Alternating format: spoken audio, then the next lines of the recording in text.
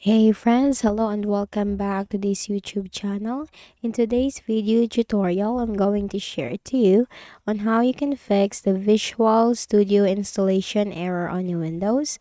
So if you encounter this kind of error, then let's go quick into this simple tutorial. So click on the start button and then click on the settings icon. Now here in the list of options on the left pane, you have to simply click on Windows Update and simply click this button right here. You'll find one button on the right pane that is to check for updates. So what we are going to make sure is our Windows is updated. So once done, close out of here. Once the Windows is updated, then you just need to try to install the Visual Studio again or continue installing the Visual Studio again.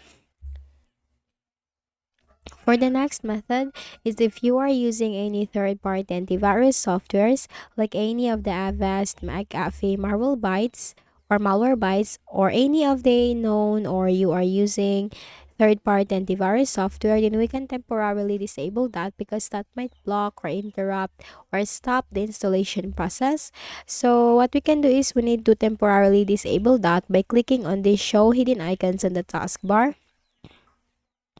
Here you can find that I am using Malwarebytes. In your case, it could be any of the third-party antivirus software. What you can do is you just need to simply make a right click, then you have to select the quit option. So after you have quit the third-party antivirus software, you just have temporarily disabled that. So you just need to try installing the Visual Studio again. And for the next method is we can also run the System File Checker Scan or known as the SFC Scan.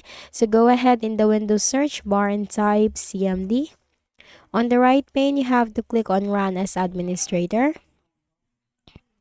Now type in here the command sfc space / scan now. It's sfc space / scan now. Hit enter.